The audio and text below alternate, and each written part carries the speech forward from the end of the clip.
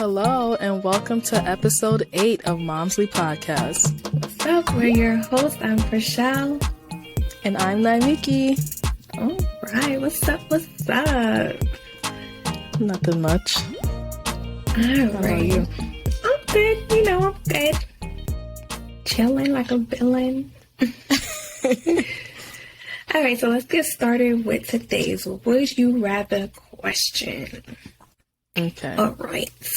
So would you rather have one wish granted today or 3 wishes granted, but you have to wait 10 years from now? So you can't wish for more wishes. We're going to bring it back Aladdin style. You can't wish for more wishes, and you can't wish life or death. Well, I think I would do the one wish today. Because who's to say I'm going to be here 10 years from now to get these wishes? Mm-hmm. Yeah. I was thinking the same thing, like, because you just never know. You just never Right. know. I'm so tempted to be like, well, just give me the 3 wishes in 10 years, because what I wish for today might not even be relevant 10 years from now. Mm-hmm. And it may not still affect me 10 years from now. But also, that's 10 years from now. Right. Like look at how the world is going with COVID, the Delta variant, all these things. Okay. Like, who's to say we even gonna have a planet 10 years from now? Shoot, you know what? That would be my wish. As a matter of fact, I probably would have wished for something, for me, my family, my kids, But I might have to wish this little virus away. Right, all of them. All of them. Because you messing stuff up. You just The virus and up. all his little cousins, they can all go. The whole family. They came out literally. They whole family came out talking about we outside. Really? Because COVID was like, I'm here. COVID-19 was like, I'm here. And then all of a sudden we got Delta variants. We got the regular flu. We got the flu variants. Like, we don't got time for this. COVID-19 literally called up his family like, y'all coming or... And they pulled up like, where you at? Everywhere? Okay. In Florida? In Florida and in Texas. Right. Oh my gosh. But yeah, I think I'm going to have to take that one wish today. Same. All right. So what are we talking about today? Well, last week on the podcast, we were talking about, our hot topic was about Rihanna and how she's the second wealthiest woman in entertainment behind Oprah. Yeah. So that got me thinking, and I was like, it got me thinking about what success is. And then it also brought up the question of I realized that Rihanna and Oprah are both unmarried women and they both don't have kids. So I got to thinking, and I was like, well, 1, what exactly is success? And number 2, can you have it all while still having children and a spouse and the whole 9? That's some good thoughts. So let's see. So let's start with what is success, right? Mm-hmm. I think that's going to vary, person by person. It's going to depend on what they see as success. But, what is success? I think success is going to be so to me, success is going to be where I can take care of myself, my family. Mm-hmm. I'm in a position to take care of myself, my family, but also I'm able to do the things that I enjoy. I'm able to cover my wants and needs while still enjoying life to the fullest. That's what success would be for me. What about you? I feel like my success would be along the same lines. My everyday wants and needs are being met. I'm in a career that I enjoy doing. It might not be my dream career, but I'm in a career was okay, I don't mind going to work today. But I feel like success for me is also not having to live paycheck to paycheck. That's and good. having that extra money to just do whatever I want to do. If I want to take a vacation, I can do that. If I want to call out of work because I just don't feel like going today, then I can do that. Like, I feel like and it's not going to affect my paycheck and affect how I'm going to pay my bills. I feel like that's success to me. Yeah. I feel like success is raising my kids to be productive and, what's the word I'm looking for? Like, just, I guess, great I'm not good with words. I can't help you. I know. Usually you're the one. Usually I'm helping you trying to find the words. I feel like success is like if I raise kids who are productive human beings in society and not a burden to society. That's good. That's good. That's what it is. Mm-hmm. Yes. Yeah. So I feel like as long as I have those things covered in my life, then I'm successful. Okay, so but you included your children in success, right? Obviously, because you have success. So what do you think, like someone like Oprah and Rihanna who doesn't have kids? I saw an interview with Rihanna, though, her mentioning that she does want kids. But do you think, and I think we talked about this a couple episodes back, the balance between, or the separation between women who put their career first and family after, and women who put their family first and then career after. Do you think her mindset of what's successful to her will change, or do you think that what she's striving for to be successful now is in preparation for her to have a family? Speaking of Rihanna, because I know she did mention that she wanted kids. Yeah, I remember her saying that she wanted to have kids, and I feel like she might not. She's successful. I feel like she might feel like she's successful career-wise right now, but as an overall success, she's not there yet. If I were her, that's how I would feel because she said she wants kids. So I feel like everything that she's doing now is in preparation for one day to have these kids. Like she has albums that are still making her money. She has her beauty line. She has her clothing, her lingerie line. Like that's all things that's making her money, is sustaining her lifestyle. So when she does have kids, she still has a considerably large amount of income coming in, where it's like, well, I can take a break now and have these children, or I can focus completely on starting my family and not have to worry about where money's going to come from. So I feel like she's building the platform for her overall success, even though she's already successful in itself. Right. Yeah. That's good. Do you think that success, generally speaking, changes as, you say you have short-term goals and you have long-term goals. Do you think like when you're hitting your short-term goals and your long-term goals that it's towards one overall umbrella of success? Or do you think, okay, I've hit this, I've been successful at this, now let me find something else to be successful as for you? I feel like it could go either way. Because depending on what that goal is, if it's like a short-term goal, let me get my thoughts together. If it's like a short-term goal, like it could lead me completing that and being successful in that. It could lead to me achieving bigger things and being even more successful, or it could lead to me being like, okay, well, I did this, I tried this, I'm moving on to something completely different that doesn't correlate. What about you? Well, I've realized lately that I'm not one of those people that has like this grand idea of success or this grand idea of what I'm striving for.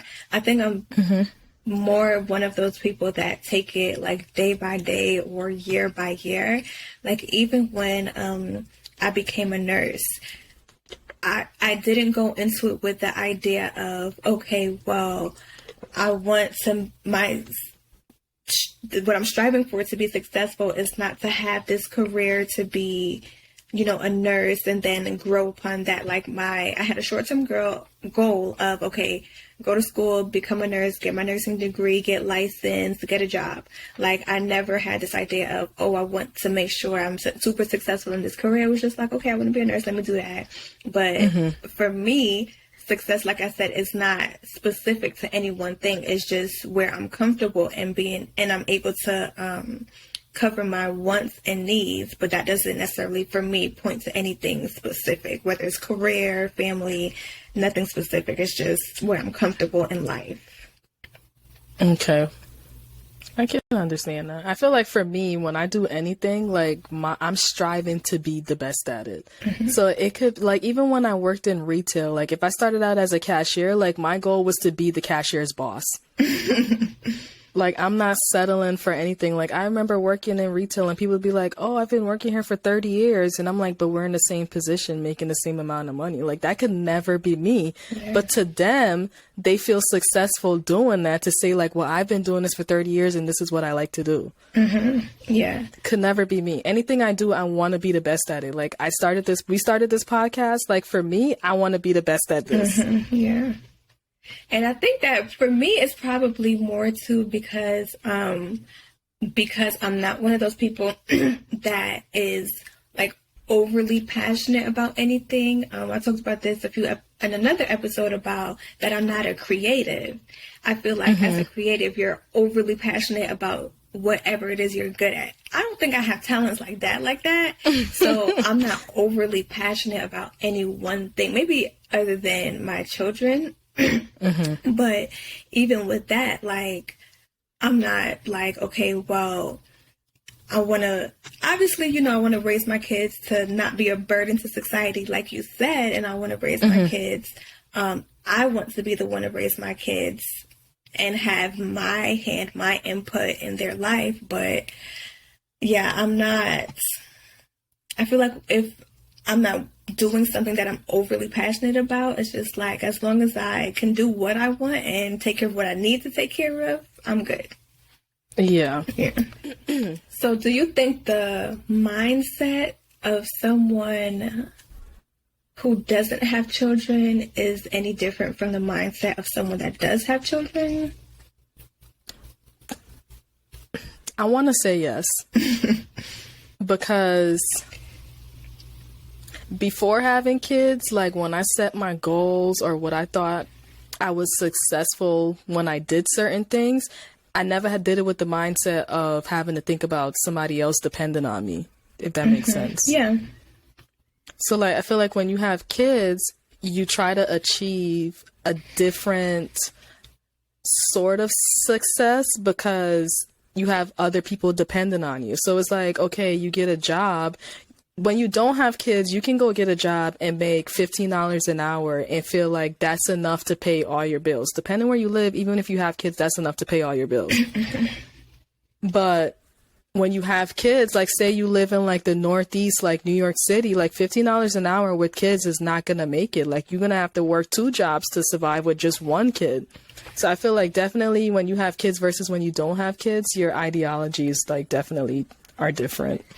I can definitely agree with that because I think before I had kids, I would think like, okay, well, if I need a job in this state or if somebody called me for a job international and it's something that I want to do or something I'm interested in, I'm going to try it. I'm going to pick up and go. Like, I'm not going to second guess it. I'm not going to think twice about it. But now that I have kids, I'm like, okay, well, how is this going to affect my children? Does the pros outweigh the cons or does the cons outweigh the pros? And that's how I go into every situation now. People may not have that mindset. I personally know people that have kids that's still like, if this opportunity comes up, I'm going to take it because I still feel like it benefits my kids. And I know people that's like, okay, well, my kids are going to live with a family member for an extended period of time while I go do what I want to do, but still I'm taking care of my kids at the same time financially. There's that route as well. And you're not uprooting them with you. Exactly. So people still, do that. But yeah, I think there's definitely, you don't have to think twice about anything. You're selfish and that's okay. You're more selfish. You're like, if I want to do it, I'm going to do it. Right. And that was the thing. Like we've moved a lot from the time we had our daughter to now, but we've moved states. This is the second time we've moved out of state. So we moved from New York to Connecticut and then from Connecticut to Pennsylvania. And I feel like now that she's getting older, now she's going up there in grades in school. So it's like moving now isn't so easy as when she was a toddler and we could just be like, okay, well, she's not in school yet.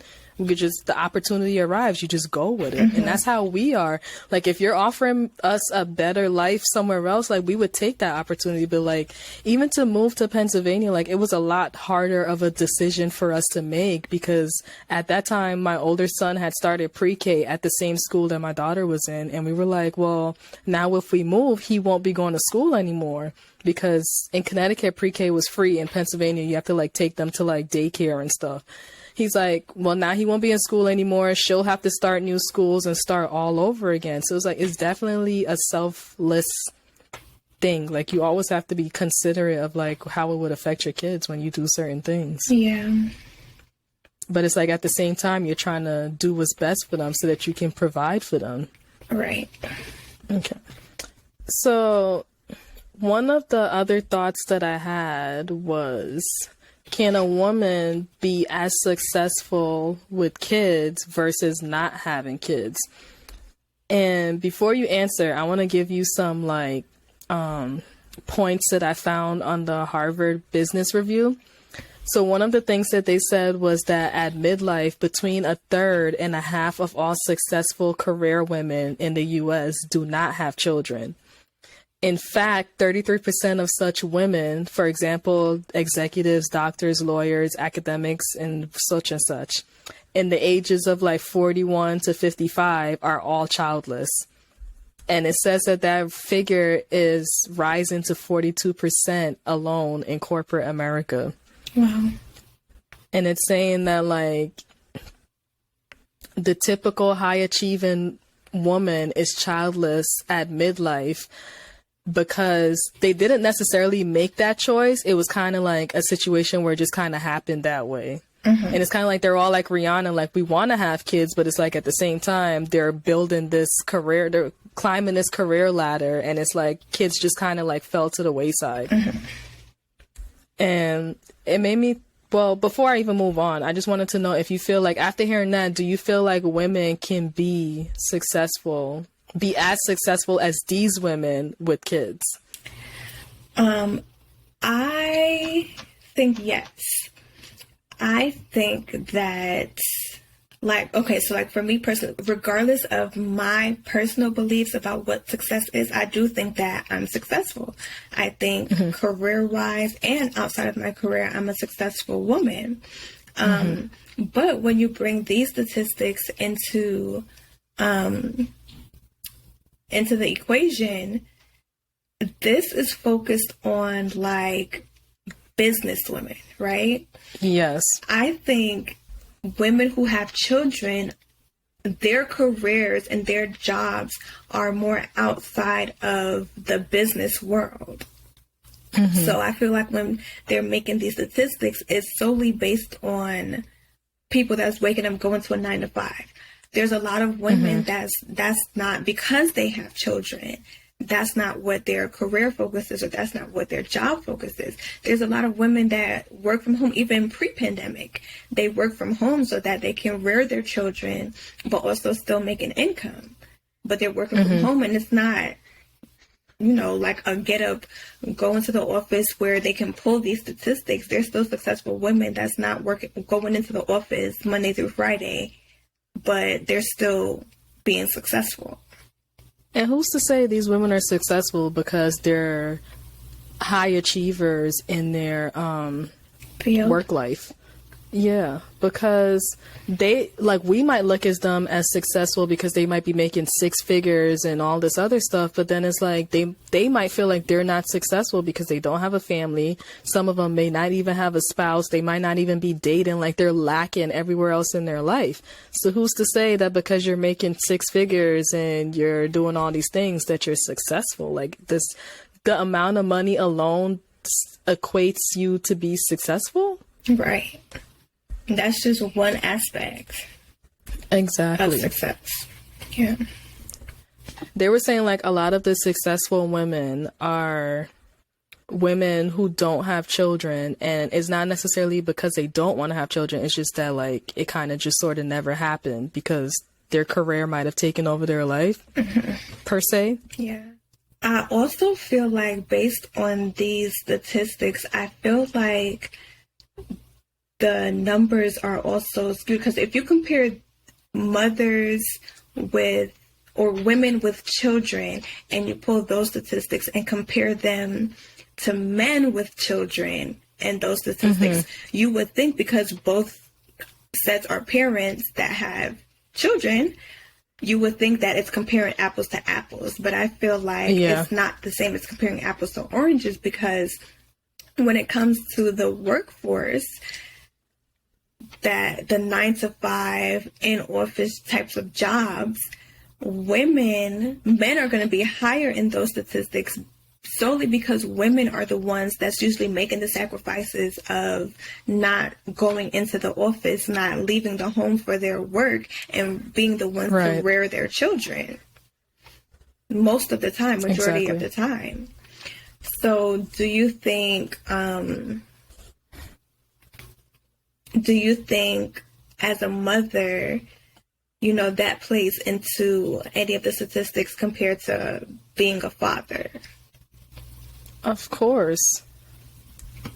Because, even within my household, I feel like every time we've moved, it's been to better his career. Even the last move that we did, we moved from Connecticut to Pennsylvania, and it was because he was given an opportunity to become management at his job now. Meanwhile, I had a pretty good job in Connecticut, but it's that job I couldn't take with me. So I had to, every time we moved, I've had to start over pretty much. But at the same time, so I feel like, to answer your question, I feel like men with kids are probably going to be more successful than women with kids, because I feel like 9 times out of 10, women are the one that has to make those sacrifices. We're the ones that have to stay home with the kids if something happens. I feel like as a mother, we always end up making the more sacrifices career-wise. Yeah, and versus because men, they're always well, he has to be the what's it called, the moneymaker of the household, the breadwinner. So, and even I feel like that's the thought process of people, even if the mother is also like you working and that also has an income, compared to the household where the man is the only one working and the woman is home with the children. I feel like even when both parents are working, it's still looked at as the man, okay, well, he's the breadwinner.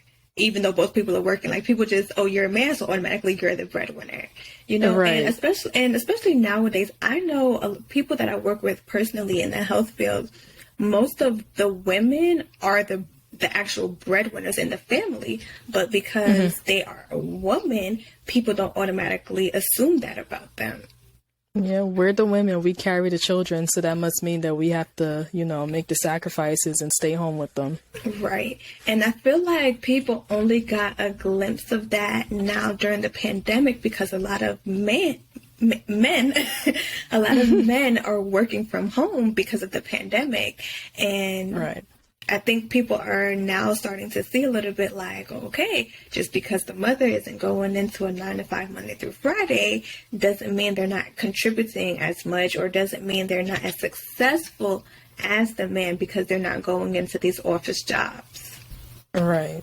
Because I saw somewhere some guy was well, he was basically saying he was trying to ask this girl, what are you offering me? What service are you offering me that I can't go pay for? And she was like, well, I make sure when you get home, you have hot food to eat, the house is kept together, your laundry's done, everything is good, the couch you're sitting on, I picked that out to make sure that when you come home, you have a nice comfy couch to lay on.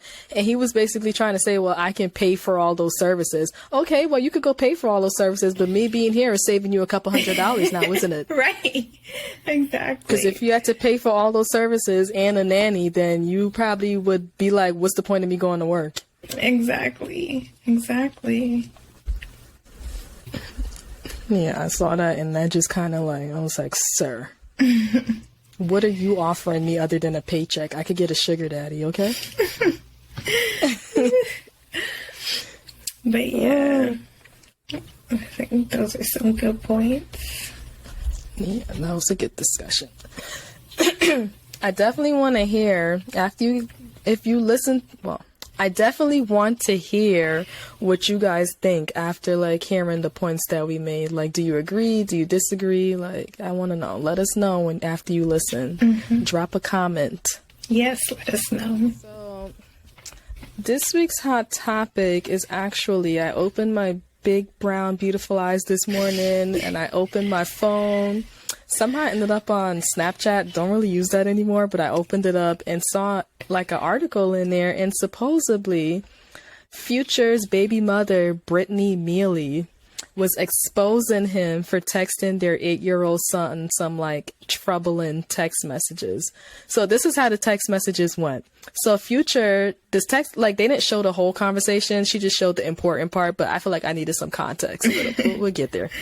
So she's the conversation that says, Future, tell your mom. And the son is like, tell my mom what? And Future's like, buy you some clothes. First of all, you're a grown man. Why you can't talk in full sentences? Why the little boy got to be asking you what you talking about? So then the son is like, Dad. And Future's like, your mom is a hoe! ! Like, where did that even come from? What? So she claims that that's what to the child. He's texting his child. I'm assuming this is the child's phone because in the screenshot, his name is saved under Dad 1. So I don't know if he has a dad number 2 and Future's like Dad number 1 because that's his biological dad. But that's what is saved as in his phone. And that's how the conversation went. Like, no context, no nothing. Your mom is a hoe. I'm just at a loss for words because, like, I just cannot. So she claims that he's being hostile because she doesn't want anything to do with him sexually. So like any little chance he get, like he's always lashing out and got something to say. I have so much to say about this. First of Number all, one. Hold on. Before you even get to that, the child is 8, right? 8 years old. Okay. The mother has a phone, right? Pretty sure she does. If he has one. Okay, go ahead. First of all, before we even say anything, our kids are about that age, our oldest ones. Imagine our kid's other parent texting a phone or an iPad that the kids has talking about your mother's a hoe. First of all, you won't have no communication with my child. That's that. Any conversations will have to be made through me. What kind of language is that to be using with an 8-year-old? And why? My other point. I have so many points, like I can't even get my thoughts together. Why is he bringing the child into grown people business? Exactly. First of all, I have a lot of points too. There's so much running through my head right now. First of all, I feel very strongly about if you have children with somebody, you have children with somebody. That was your decision. It was your decision. You laid down whether the intent was to have a child or not. It happened. So you know, that's not to say that y'all, you know, are always going to get along, whatever the case is. Obviously, Future and this boy's mom is not together, whatever the case is. Even if you feel animosity towards each other, that's still the other parent of your child, right? Right. So that's number one. The disrespect that he's putting towards the mother. And I think somewhere it said that, well, she was just going off on social media, I guess, and was saying that he hadn't seen the boy in some months or whatever. So clearly it's been like 3 months, and she said they live in the same state, and he hasn't made an effort to see the kid. So clearly she's the one that has at least physical custody of the child, right? So the disrespect, just based on the fact that she's raising your child alone, that's first of all, that's the first X for me, okay? Secondly, this is a child, okay? It ain't like you're talking to your homeboys. It ain't like you're talking to, you know, somebody of your age, your friends, whatever. You're talking to your own child and your child who is 8 years old, right? And then, like you said, why are you bringing him into y'all situation? If you feel that way about her, you feel that way about her, whatever. If you feel the need that you needed to say that to her, which, first of all, that's a no-go because, like I said, the disrespect, but definitely don't say that to your child. And right. it could even be true. It could even be true. But that's not your place to be saying that to your child. A child, and even period, if it is but true, your he's still child. salty. Even if it is true, he's still salty that she doesn't want anything to do with him sexually. So if I'm a home, I hope for everybody else but you. So get over it. Right. And second of all, I don't ever agree with talking about the other parent in front of the child or to the child, because at the end of the day, y'all two people, y'all laid down and made this child, so that child is 50-50 of both of y'all, whether you like it or not. Exactly. So people need to be mindful of what they say about the other parent to and in front of the child, because at the end of the day, you don't know what characteristic that child got from you and what characteristics that child got from her. So you might not like things about the mother, and you could be like, well, I don't like the way you walk like that or you talk like that, and that might be characteristics that your child has. So are you telling your child that you don't like these things about them? They have no control over that. Y'all literally made me. Right. So that's always my thing. Like, you don't ever sit there and be like, well, your mother this or your father that, because at the end of the day, this child is half of each of you, and the characteristics and the mannerisms that this child they get it from you. Right. That's your DNA. Right. Yeah. I just think Future just needs to be like, he needs to be one of those people that just need to be and just be gone. Just vanish. Yes, like no explanations. Like, he doesn't have to die or anything. Like, nobody doesn't have to kill him. He just needs to like he never existed. That's your one wish. Just let him. That's my one wish. He could just and just give me all his money. Oh my gosh. And this man is 37 years old and acting like he's a 20-something-year-old man. I couldn't believe it. I thought he was a lot younger than he is. Yeah, that's just like, you're pushing 40 and acting like a 2-year-old. immature. A child, a man-child. The definition of a man-child. Right. 8 children, and he don't take care of none of them. Ugh, Yeah. makes me sick. Yep. He's been in the news a lot over the last few years when it comes to him and having drama with his child mothers, because I remember, I don't know if it was last year or a few years back. I think it was last year, because I think in the article that I read today, the baby's about a year old now. And it was the one that was trying to get child support from him, because I think she was trying to get like some absurd amount, like Nicole Young kind of money. Like, you're trying to get that from Future. That's not gonna happen. Like, she should know by now, like, Future's not that intelligent. So even if he had Dr. Dre money, like, it's probably all in his cars and his jewelry. He wearing it around his neck, so just go snatch one of his chains. You're right. So she was trying to get child support from him, and she asked for like some absurd amount of money. I think I read like over $600,000 or something like that a month, and the judge granted her like $3,200 a month. And I guess he was on Twitter like going off talking about, this is what happens when you, what he said, something about like, this is what happens when you have sex with like a ugly girl or ugly woman or something like that. Like, he was just basically trying to say like she was ugly, and he gave her the time of day. She had this kid after he denied that the kid was even his, but paternity test proved that the kid was his. Yes. So he was basically trying to say like she was ugly and he gave her a chance. So first of all, I think he's ugly. He looks like somebody's pet. And I know you're not supposed to say nothing if you don't have nothing nice to say, but I really don't like this man. Like, he's so triggering for me. Oh my gosh. Yeah, it's just like, some people just... There's no words. Like, There's just no words. There's just no be gone. words. Anytime there's controversy in the media about like somebody saying something disrespectful about women, Future's not too far away from it. It's always there. Yeah, that's true. And what do we say? Believe who somebody is the first time. He's shown his colors to the world, so we know who multiple he is. times. We know who he is. Which is why I don't understand why these women keep sleeping with him, expecting different results. Like, you see how he treat his other kids and their mothers, so why you think he gonna treat you any different? And you know, to some people, I'm not putting this on this mother, I'm just saying in general, some people, money is that important to them. They know that their child is going to be taken care of, whether they have to go to court for it or what. They know that the money is there if they need it. So to some people, that's what's most important to them. So how he treats them thought, is ladies. not the matter. Right. But food for thought, ladies. If you're going to be going after a rapper because you see a bag that you can secure, go after one that doesn't have 8 kids. Because at this point, you're going to be like homegirl fighting in court, and then you're only going to get $200 a month in child support. And is it worth it? For him to be texting your child all crazy and texting you all crazy? It is not worth it. Right. There's plenty of rappers out here that only got like 1 or 2 kids. Some of them don't even have kids.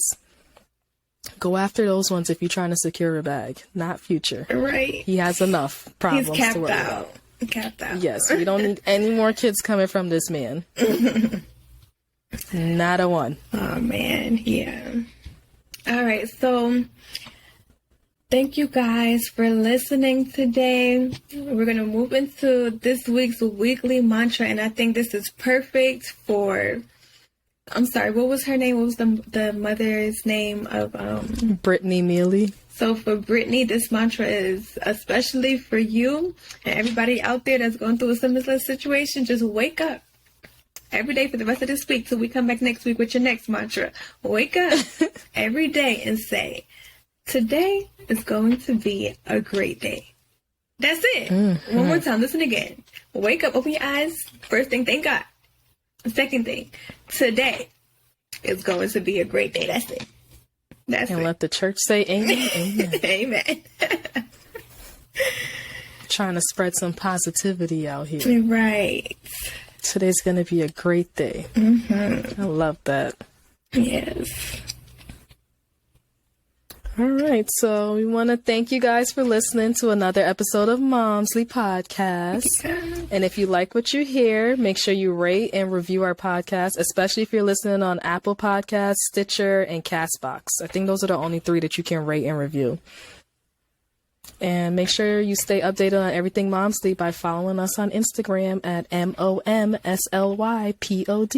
Yes, yes. And make sure you follow us on YouTube and subscribe and click the notification bell so you know that when we post a new video. Just search us up at Momsley Podcast so you can see the video. We are very much animated people when we talk, so yes. So if you're not watching the videos, you're missing out. Yes, you're definitely missing out. So go watch the episode on YouTube, and make sure you subscribe. Yes. All right, we'll see y'all next Wednesday. Bye. And cut.